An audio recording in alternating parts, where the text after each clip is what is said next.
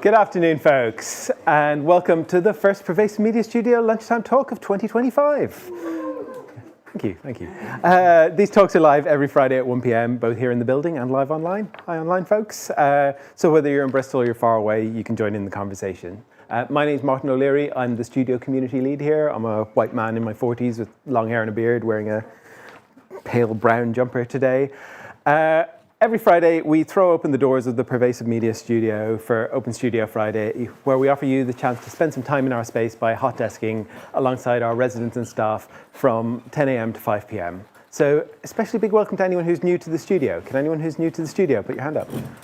Okay, quite a few. Yes, hello, welcome. This bit is for you. What is the Pervasive Media Studio? We're a diverse and collaborative community exploring creativity and technology, everything from comedy to coding and product development to performance art. And we're a partnership between Watershed, where we are right now, UE Bristol and the University of Bristol, and we're funded by Arts Council England. And what we do is we offer studio space, desks, meeting rooms, events and opportunities, all for free to our residents as part of a spirit of generosity and mutual exchange. And most of all, we're a space for people to take risks with embryonic ideas and to make some time for collaboration. So just a few notes before we begin. Please do feel free to move around, although we are kind of rammed in here today. It is fine, get up. You can make a cup of tea, grab a glass of water. The kitchen is right at the back there. We do have a quiet space just next to this space. So to my left, that's your right. So if you need to take a break at any point, you can pop through the door there. There's a little space with some bean bags and sofas and things. It's quite comfortable. We're not expecting a fire drill today, so if you hear a fire alarm, that is probably real. The fire exits are at the other end of the studio. Again, my left, your right, at either side. But if you hear a fire alarm, the studio team will direct you to them. There's quite a few of us here today. And there are accessible toilets and baby change over there in the corridor right next to the kitchen. There will be a Q&A at the end of this talk. If you're watching online, please pop your questions into the YouTube chat. Emma is here. She will be your voice in the room today. If you're in the building, please stick your hand up and we'll send around a microphone so the folks at home can hear what you're saying. You can get news on all of our future talks by heading to watershed.co.uk/studio, at Pervasive Media Studio, at mastodon.social on Mastodon, at pmstudiouk.bsky.social on Blue Sky, or at Pervasive Media Studio on Instagram. We are no longer on Twitter, which means I can't make Elon Musk jokes up here anymore. But you can go look on the website if you would like to see our rationale for that. I think it's fairly self-evident at this point. Anyway, that's enough from me. Our speakers for today are Harriet Horobin-Worley and Francesco Bentivegna. Together they are part of Machine Streams, a queer collective interested in building, subverting and hacking technology. And for the past year they've been running a project called Queering AI. And today they're going to present their co-produced manifesto, their experience during the year of work and their findings. So please join me in giving a very warm welcome to Francesco and Harriet. Hi everybody, thank you so much. Some of you might have heard about Queering AI already. You might have seen some of our talks that we've given with the PM Studio. But Queering AI is a project that, as Machine Streams, produced and co-produced with the PM Studio and the University of Bristol. Today it's just me and Harriet, but Machine Streams is made of 3 people: Harriet, I, and Katy Dadacz, who's not here now because they have been poached by big tech. So they're now working for Google. No, I'm joking. They're running a seminar. So very lucky for the students, but a little bit unlucky for us. So you're left with the 2 of us. What we're going to do, we're going to talk you through a little bit of what Queering AI has been and what's the future of Queering AI. And we're joined here today by some of the participants, which is very nice to see. And we're going to give a little bit of time at the end to 2 of the participants to share a little bit of their experience. So if you want me to, I can start. And so what is Queering AI and how it started? It started as an experience of understanding AI through the lens of queering, rather than queerness, more of queering. So understanding what a queer methodology can be, can do, in a way to rethink and reimagine what artificial intelligence means in the first place. It took the form of a workshop series with 10 participants. The participants were selected with the PM Studio on a random basis. So there were pretty much always the same participants for the 5 different workshops. And the workshops were run by different practitioners one of them is here with us today. I'm going to talk about them in a little bit, and by us at the same time. So what we did in the workshop series. So we run 5 different workshops. So today we're going to talk about the 5 different workshops. And the aim for the workshop was to sort of collaborate and create a living manifesto of what a queer AI should be or could be, but mainly what it means to queer AI. So using queering as a verb and an action rather than an adjective. Because the majority of the problems around queerness in big tech and queerness as used as pink washing or purple washing is that it's used as an adjective, whereas queering is a verb, is an action to dismantle and destroy what normativity is and how normativity has a bad impact on a lot of people. So the different 5 workshops that we ran, the first one was run by Chloe Maynek, which is here with us today. Hi, Chloe. And it was around queer strategies and a way to understand what are the queer strategies that we implement in our everyday life to survive and thrive as queers. And then to see how they could be applied in a way to understand and dismantle artificial intelligence as a brand. Then in the second one that was run by us, unfortunately originally was supposed to be run by Zach Blas, but then Zach Blas couldn't come. So it was run by us and it was around queer utopia. Then one run by Amina Basnazari, who delivered a wonderful talk here on AI and voice. Then the last one by Batul Dasuki on AI and protocols. And then finally, we co-run together a queering AI writing manifesto workshop. So today, Harriet and I were going to talk through a little bit of the different workshops, and then we're going to present a little bit the final findings of the manifesto, so bear with us. You're not going to see pictures of human beings in this, but you're going to see what we decided to do as a form of documentation, which is using a live illustrator, Lucy, Haslam, and Carrot, who are not here today, but they've come once each to deliver a live illustration of the workshop that was running at this stage, because we decided that it was a more creative and impactful way to represent what the workshop was in the first place. So our first workshop, this is Lucy Haslam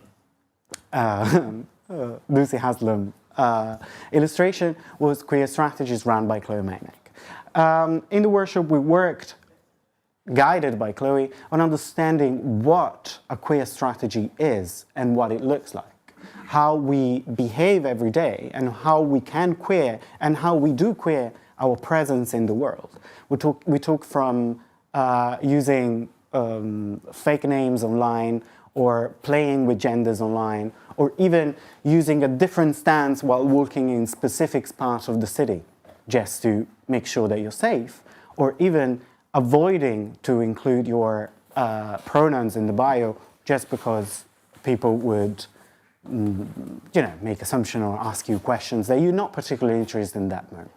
So from this workshop, we started talking a little bit about what are the possibilities of queering our life in everyday life. So we started discussion, exploring what are queer hobbies that we might have, or what are the forms of queerness that engage with a kind of liberation and self-defense in a way. Similarly, at the end, we started creating a zine, guided again by Chloe, and the zine will be on pretty soon, or I don't know when, but will be on sooner or later. Will exist in a format sooner or later.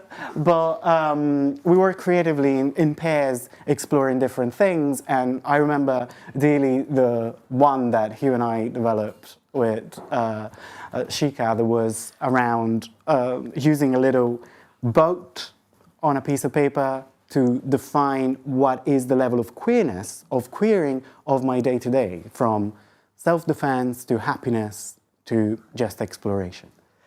After that, we ran a little guided writing moment where we all ask, what does AI mean to all of us? Then with these responses that could have been creative or non-creative, I mean, what is a non-creative response? What does it even mean? So they could be creative responses in what we think AI, or how we think AI. And then we looked at them at the end of the workshop series to see how they changed and how they've evolved. The second workshop that we was run here, PM Studio, and it was about queer utopia AI. We call it like this. It's a very fancy way of saying things, playing on utopia and AI, obviously. But it was a workshop mediated by, or facilitated by Harriet, me, and Katy on working with an artificial intelligence machine. Obviously, a big disclaimer. We know that this is funded by the University of Bristol, and as every big institution, it comes with its issues and its problems. And we know that in this specific workshop, we interacted with a problematic tool like ChatGPT and DALL-E. The reason why we did that is to make us more aware of the problematic tool in itself. But we're probably expand later, and if you want to ask questions, obviously at the end, we're here to answer them. So what we did was essentially starting from Jose Esteban Muñoz's definition of cruising utopia and queer utopia that looks at, again, queering as a verb to work onto something and work towards something. So we must insist on a queer futurity because the present is so poisonous and insolvent. So using a present tool like ChatGPT, we try to influence it in a way to use it at a mirror for us to imagine our own queer utopia. And guess what? The results were quite bad. Not this one. This one is brilliant. It's an illustration by Harriet. The results were quite bad in terms, especially when we asked the machine to imagine a queer utopia. It was quite corporate, I'd say. It was quite... Very bland. But very bland, very boring. Grey and silver and... Yeah. Yeah. It's like, yeah, queer utopia. Let me just take all the science fiction that I can and put it together with the word queer and let's see what happens. Everybody can be happy and have a job even if you're non-binary. I'm like, well, I don't care about that. So looking at what ChatGPT gave us, we used ChatGPT as a prompt machine. Rather than us being the prompt for ChatGPT, we use ChatGPT as a prompt, and we use DALL-E's images as a prompt for us to imagine our own queer utopia.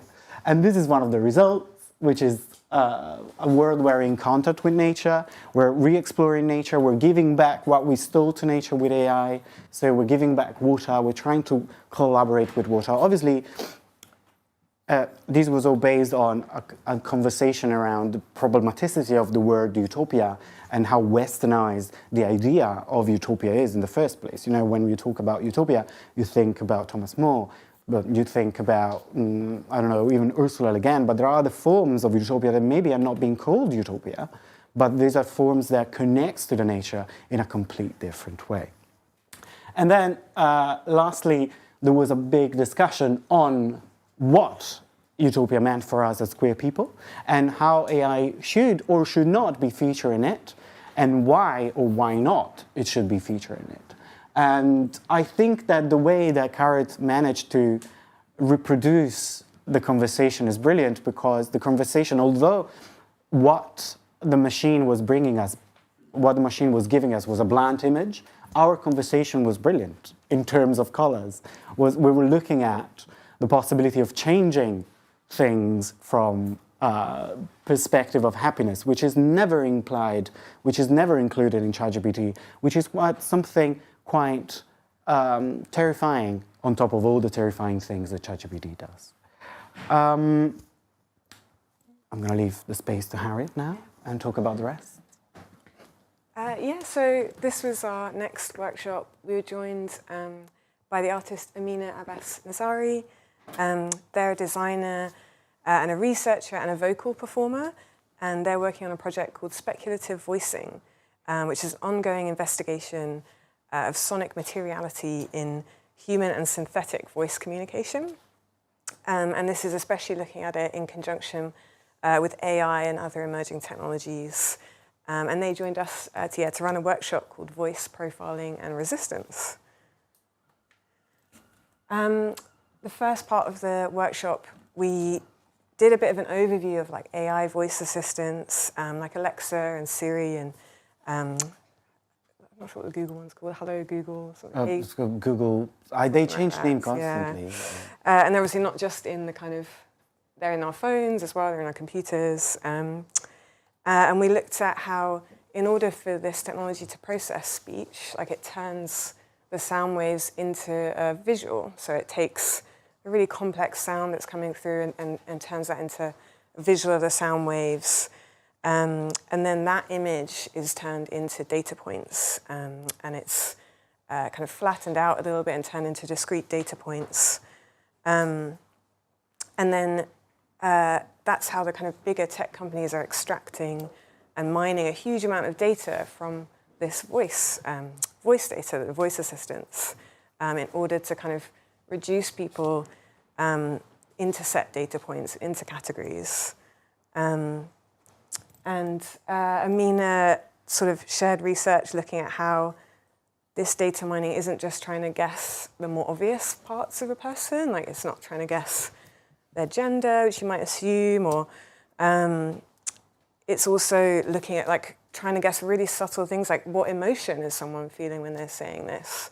Might they be having any health problems? Are they out of breath? It's even looking at kind of how big your house might be or how many people are in the room with you. And then, yeah, kind of mining this data without our permission. And the discussion really highlighted this kind of tension between the human voice as something really infinite and complex and subtle. It's made by the combination of like your history and who you're with at the moment and the space that you're in, and the drive of technology to reduce it to something really discrete and really generic in order to better sell to people and enforce the systems that we're in and make money, essentially. And that was actually a common thread, I think, that we found when looking at all of these tools under the kind of AI brand. They're often tools that are driven by data categorization. Like, yeah, when we were looking at the Utopia stuff, it was like showing us kind of iPhones and things. And it's about putting people into boxes and predicting outcomes and a kind of general flattening and like deadening of what it means to be like an alive human and being messy and being playful. Which I think, yeah, these illustrations just really sum up really nicely. Just for a visual description, they're like colourful watercolours with words around them. So the next part of the workshop, we looked at taking our own voices and taking our own sounds and using a tool that Amina bought with them, like a plug-in tool that changed voices to make it sound like a crowd of people or to make it sound robotic or alien or to completely distort the sound of our voices. And we kind of went away and recorded little snippets and then came back together to perform a kind of improv orchestra with these sounds and talk about how it felt to change our voices and to play with them and kind of to change them like that, which was, yeah, really cool. And I think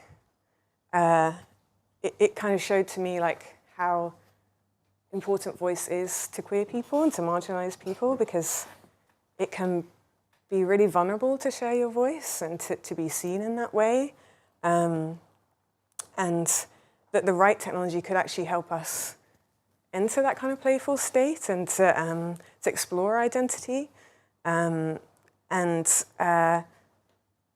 I think this kind of spoke back to the queer strategies as well, that this could be like a tool that we use to resist the systemic kind of nature of big tech. So yeah, we'll share an audio of this. We'll put that on the blog as well because it was quite fun. We made like a little orchestra together. And it was good. And yeah, the next workshop was with Batul Dasuki. Batul is a computational artist working in code, drawing and physical computing, and researching Arabic ritual practices to explore decolonial histories for technology. They joined us to do a workshop on protocols. and it was called Protocols of Queer Conduct. And we talked about how there are like technical protocols that we interact with every day. There's like HTTP and FTP and SSH, which are all ways that computers talk to other computers. But there's also human protocols, which I never thought about how like a handshake is kind of this agreed way that we greet people, or like a hug, or I've been saying Happy New Year a lot to people and really enjoying how that's kind of like, it's like a bit of data that I can send to someone and then you get Happy New Year back. And these are all kind of like normalized. There's a lot of Western ones or kind of neurotypical scripts that we use to talk to each other. And sometimes they're quite implicit, and sometimes they don't always work for everyone. Like, you might not enjoy shaking hands with someone, or you might not enjoy, hugging someone, but it's like these unwritten rules that we all relate to each other with. So Batul brought some code of conducts to look through and to like look at them as like protocols to describe ways that we interact with each other. And it was, quite interesting to read through the different, like OpenAI has one, and there's a lot of open software that has code of conducts and a lot of quite vague language in them about diversity and about inclusion. And we talked about how these code of conducts aren't always enforced. Like, what's the point of these documents? They just sit there, they're often forgotten about. We looked at writing our own code of conduct with ChatGPT and how we might have a queer code of conduct to say, or a queer protocol to say, this is how we're going to interact with ChatGPT. And we looked at this amazing document called Queering Damage by Helen Pritchard and a few other authors, which kind of gave some symbols and like themes to look at for how you, for generative operations around querying damage. Some quite academic language in that I didn't totally understand myself, but I was like, okay, that's interesting. I can see how you might use some, you might resist the damage that's done by ChatGPT through a certain action, or you might, could you use love to like change how you're interacting with ChatGPT? We looked at, kind of came up with our own kind of code of conduct or rules for interacting with ChatGPT. And I think the main one that came out, that was another common thread that was coming out, was ChatGPT is not a human nor a being beyond humanity. And when referring to AI, we should use like tool-specific and precise language. I think we were all quite kind of anxious about the AI as an overall brand, and it's kind of referring to a big umbrella of tech that's really broad and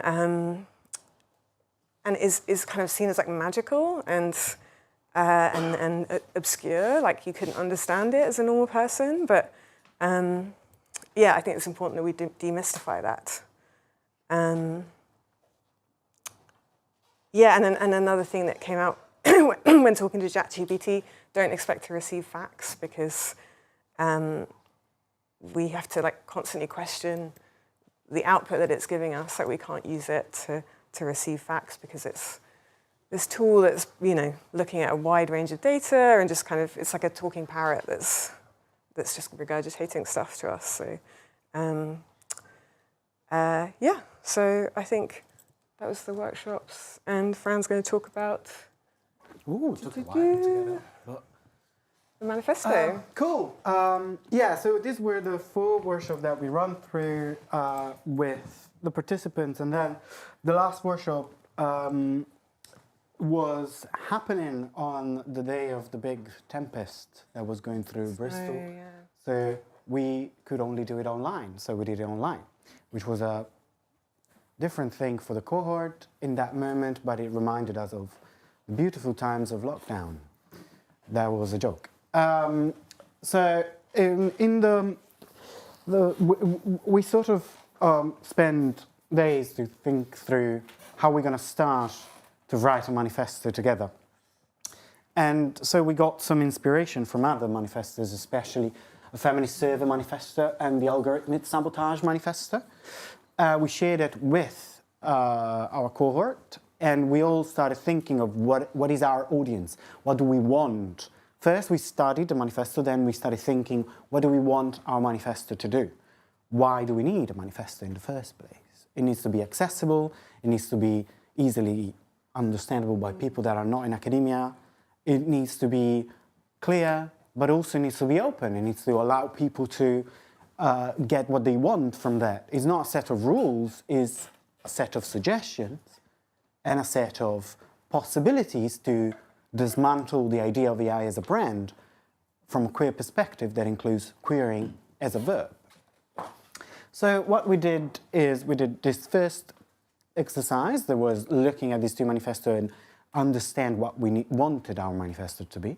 Then we did a mapping exercise where we started mapping our knowledge of AI based on previous knowledge and based on the various workshops that we did.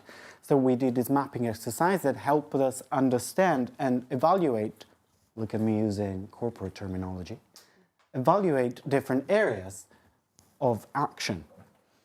We found 7 different areas. The first one is big tech management. So we included people that work within big tech as software development or in managerial position. Then we found another area that is workers, especially ghost workers, so people that are not on the front line or on the front page of big tech and AI, but they're actually doing the dirty work and most of the time don't know what the outcome will be. Then we saw government and AI usage of government. Then we decided that another area that emerged was data privacy and data use. Then another one that was quite big in the mapping exercise was the mapping the material infrastructures that are both hidden and out there. So looking at AI exploitation of nature, AI exploitation of space, and AI usage of space in itself. And then finally, users and consumers and research and universities. We divided these areas onto 3 small working groups, and we worked in a way similar to what Batul made us work with, which is using an Etherpad, and all of us adding what we think will make more sense under each of them. Then in the working group, we started, I'm going to show you a very quick video of what the Etherpad of the manifesto looks like right now. So as you can see, these are all the various contributions, all the different colors are different people. And then we started mapping the exercise again. We looked at the different areas and we looked at the different forms that we can analyze and mainly find out what could be the best thing to do for those specific areas. Then we decided to divide it into values and tools, or toolkit. So starting with what are our values in relation to big tech, or what are our values in relation to data use, and what is a possibility to queer that specific part of that specific area via toolkit.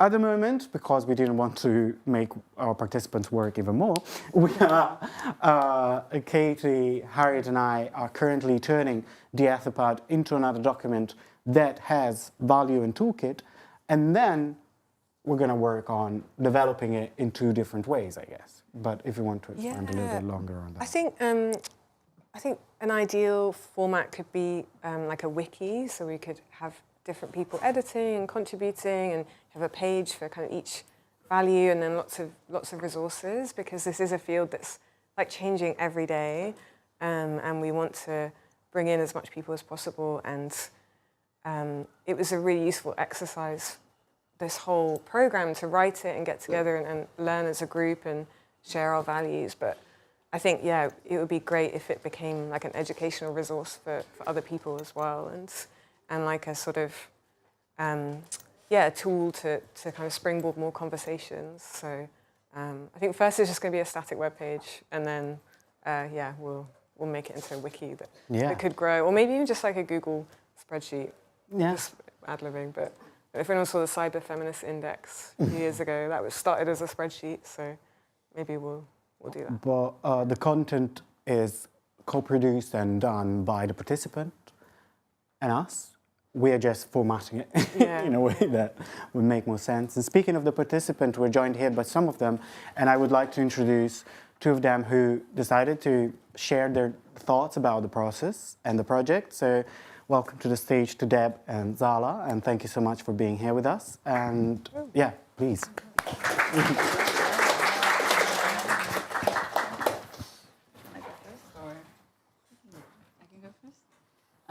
Hey everyone, I'm Zala. I am a creative developer.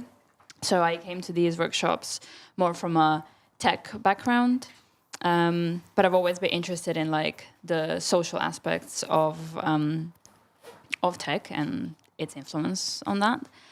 And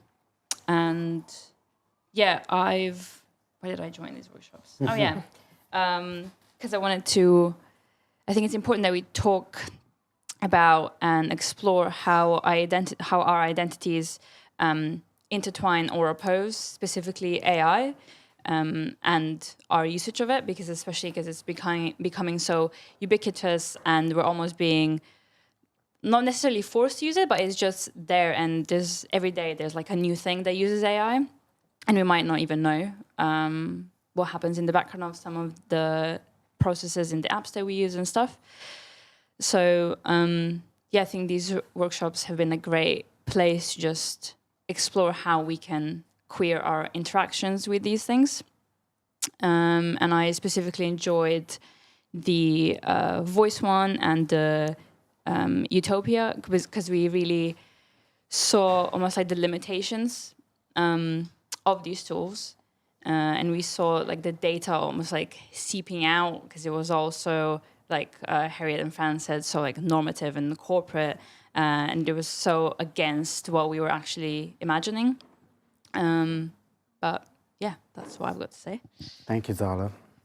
I'm Deborah. I'm not particularly from a tech background, but I just joined because I got really curious to understand the combination between querying and AI. So yeah, that's me. Sorry. Okay, thank you very much. Thank you both. They're going to be here with us in the space for the questions, if you have questions to us or to them. But before we finish, we would like to say something. What is the future of querying AI? The future of querying AI is, this is an impact-based project funded by the University of Bristol, which means that in the space of the next 6 months, we will have to produce the manifesto and a research article that is going to be co-written by all of us. So, and this will be published in Contemporary Theatre Review, because they asked us to. I don't know, there's nothing to do with theatre, but you know, whatever. Everything has to do with performance, but especially if you're querying. But, and then after the 6 months of collecting things, we're going to have another meeting with the participants to see what the future would look like for them if something has changed. For what matters for machine streams, I think that the first thing that we need to do is rest. We all need to rest, not just us, all of you. Rest is resistance. I'm saying this because I'm reading a book now about that, so it's not my. But if you happen to find the Nap Ministry on Instagram, follow it. Rest is resistance. We need to rest. We need to slow down. If we slow down, they cannot take our data. That's my position. But and then trying to move away a little bit from academia and give, because this project was had to be led by me, because I'm part of the University of Bristol, but we thought that doing something beyond and more creative would be more interesting to do. So Harriet came up with this beautiful idea of a queer telephone line.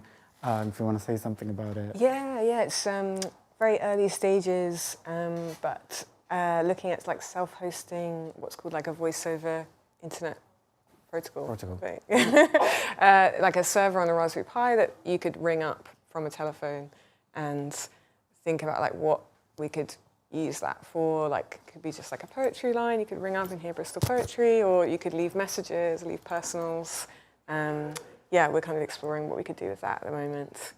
And I also co-organise a meetup called Queer Tech, which meets monthly here at the PM studio, and has like an Instagram called Queer Tech Bristol. So we definitely want to keep using that space to bring people together and have these kind of conversations. And finally, we would like to continue our collaboration with MELT, which is a group of community facilitators and practitioners in Berlin. And finally, we don't know, get in touch with us. We want to work with other people. We just don't want to work with ourselves. We're always with ourselves. No, I'm joking. I love being with Harriet and Katy. But get in touch.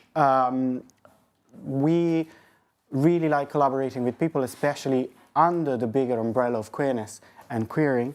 And these are some references that are useful, but you can find them. The talk is going to be online, so you can go back into that. And finally, if you want to get in touch, this is our website where we've updated Queering AI. We're a little bit behind with a blog update, but you know, Christmas. And this is our email, so if you want to tell us something, if you have anything, just let us know. Thank you so much for listening, and thank you so much for being here.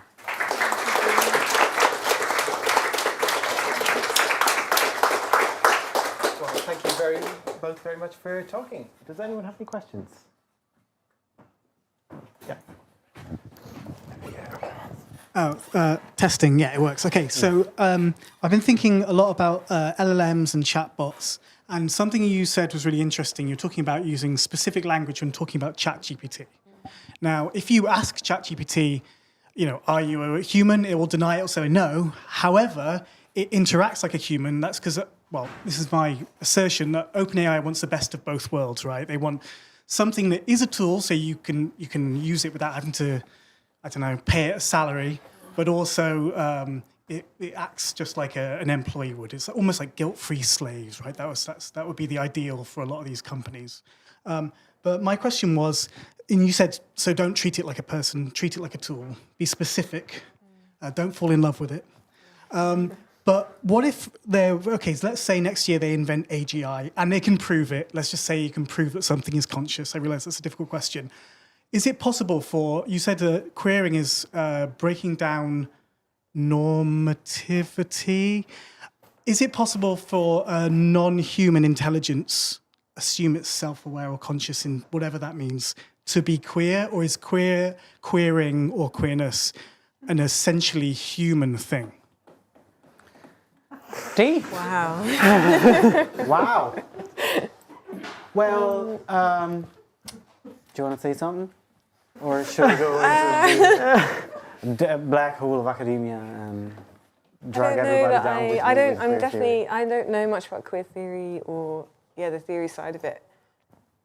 But I feel like this question comes up a lot. And I feel like it's kind of, we're never going to get to that point. I don't know if I'm really, but I know it's like a hypothetical, but I feel like it's always going to be something that's built by humans and organizations, and it's going to have a material reality that is data centers, or it's a quantum computer, and it's, but I don't think it could deny it. Yeah, but I guess it depends how it's built as well. If we were thinking, it's an Ursula Le Guin novel and it's built by community and by queer people, and then in an ideal world maybe it could be, but I think it's always going to be influenced by the systems that built it, and they're not queer at the moment. It's not embodied either. No, yeah. Did you say it's not embodied? Yeah. Okay. From a queer theory perspective, if I can jump in and be boring, is so there are, if you treat queerness as an adjective, so a queer non-human AI, you're not you, but in general a you, is doing the outside process of defining what queer is, whereas queering is a process from within that dismantle what is defined as.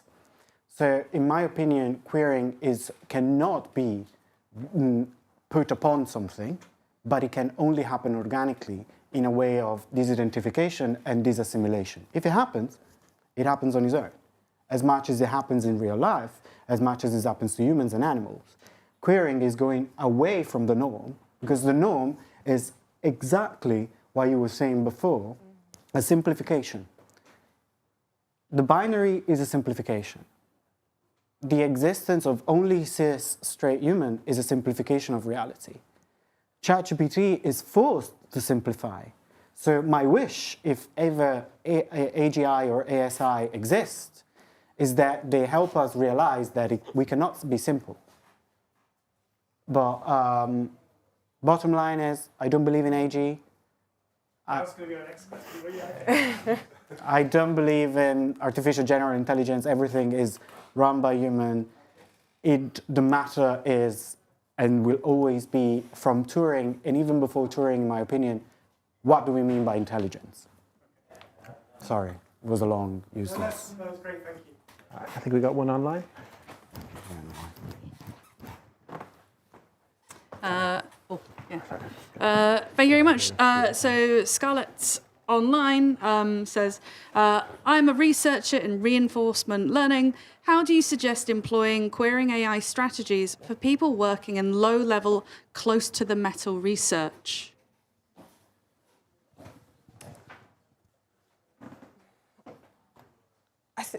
I think, yeah, we do talk a bit about data in the manifesto, and I think we were talking about how it's. I think we came up with the phrase like "no data about us without us," Yeah. and I think I'm sure like researchers already. There's so much work done on the ethics of data capture and data use, and our group was quite concerned about what that data is used for, and like, have you given consent for that to happen? And yeah, so I guess it's about transparency around how the data is used, and yeah. I can read some of the things that we've had in the manifesto around that, which no data about us without us. Data should not be extracted without a person's explicit consent. Data protection for under 16s, and data should not be used for violence. These are some of the values that have been emerging. But then the practical intervention, and this is from a person that is in here, and I loved it, reject all cookies. Tips for subverting data breaches. Mislabel data. Poison data and stop automatic collection. Use role-playing and queer masking as a form of poisoning. But mainly, if you are asking, and thank you so much for the question because I really like practical questions.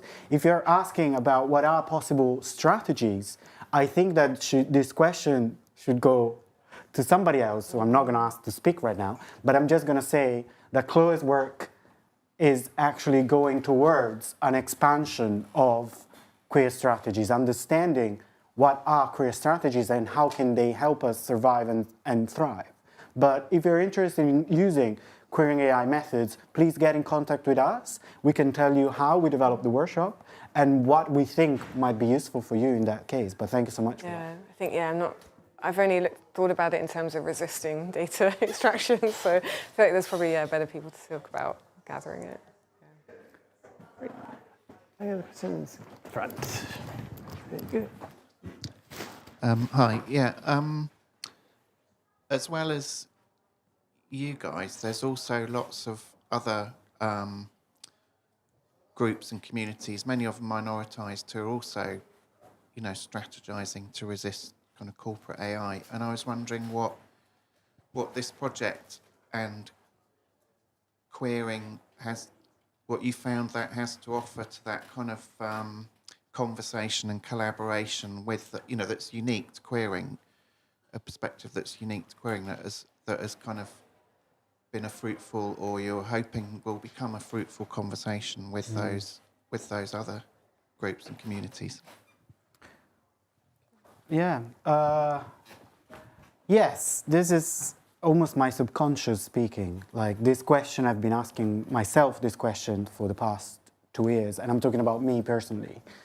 I think that what our project can give is a strong sense of community in terms of we can bring together people that work in places that are not together, like, for instance, university, completely different field, tech, under the banner of queering, which means under the banner of distancing ourselves for what the norm is. There are many, many other groups doing similar things. There are many groups working towards a queering AI on their own. And the only thing that I think we can give more than the others, because I don't think that anybody can give more than other people, is this form of collaboration across different fields under the banner of queering together. We have people that work in big tech next to people that do not work in big tech whatsoever and actually do a completely different job. Putting these people together means that these people start talking to each other.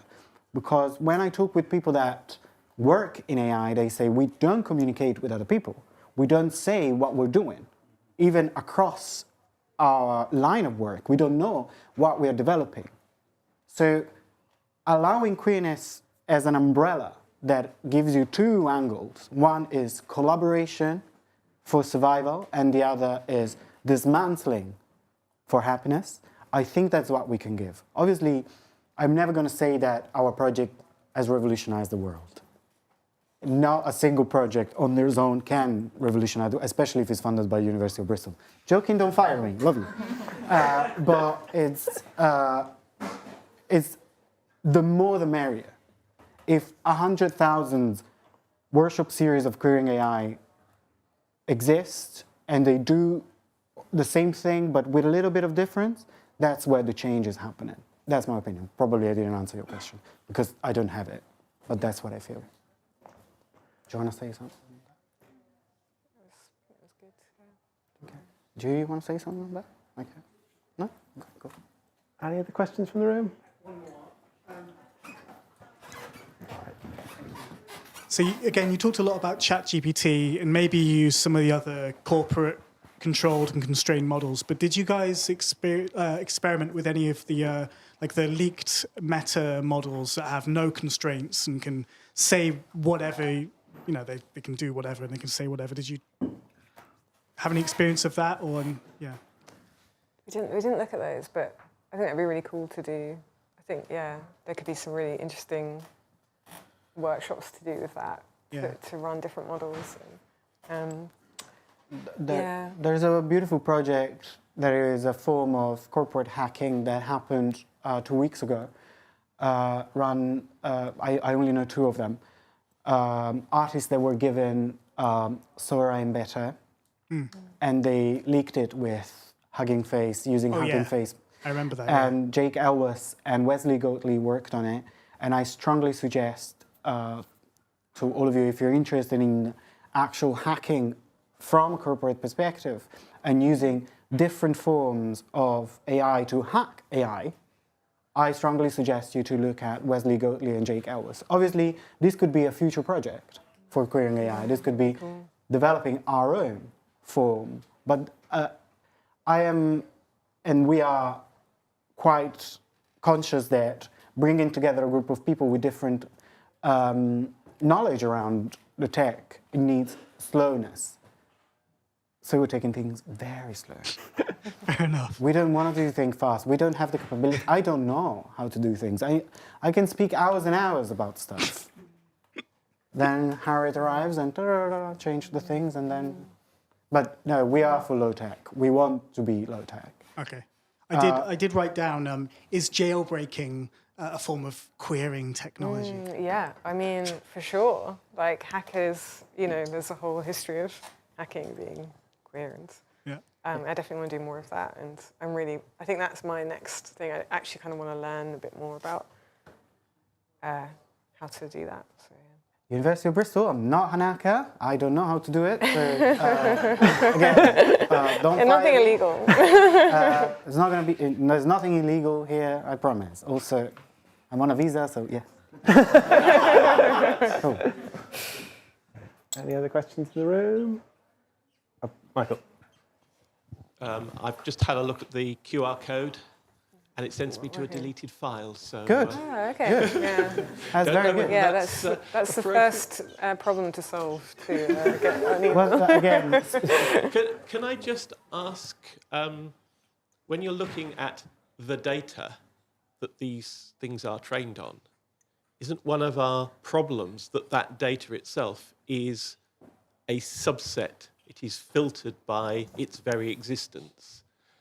I mean, a slightly odd example, but project of some of my former colleagues were trying to do was identify birds. So they were using photographs of birds, but birds don't stand for the camera in the way in which people photograph them, and they had no data on the backs of birds to identify them when they sat the other way around on the feeder. And it's that kind of difference between what you portray the world as through photographs, recordings, writing, and the actual world out there, which is messy and unconstrained by categories that humans put things in. Yeah, that's such a good example. Yeah. That's such a good story. Like, yeah, because you're not going to take a photo of the back of the birds. But when somebody says a photograph, Yeah. a photograph itself is filtered data. Yeah, totally. And I forget who it was, there was some AI person who was being very important. Oh, no, but it's raw data. And there were several people piling in going, there is no such thing because a human collected it and probably threw away the outliers, Yeah. which might actually have been the really interesting bits when new things happen. Because interesting bits when new things happen is the place where you get into trouble, because you've suddenly undermined the other academics or what have you. And if you're Einstein, you get letters of complaint from 100 physicists saying you're wrong. And Einstein goes, it only take one of you to point out my error. And it's not an error. You've found something new, but everybody else ignored it because it's inconvenient. thank you.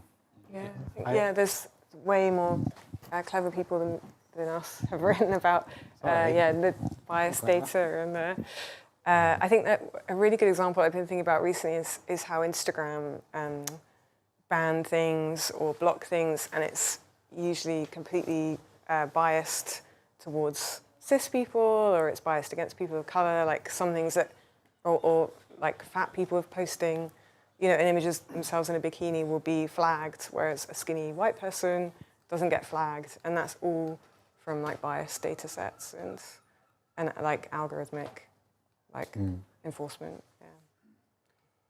Can I end with a question? Please do. Don't answer me now. This is a question for everybody, for me as well. Let's see if I can formulate it. Is one of the big issues in the history of queerness and queer theory is, do we assimilate and we hack from within, or do we disidentificate and go away? And I think that's the same question that we can reproduce for AI and data. Do we try and hack it from within, or do we reject it? I don't know. Personally, I have no idea. But there's a question for you. Thank you. All right, well, on that, thank you very much. Thank you. Fran and Harriet.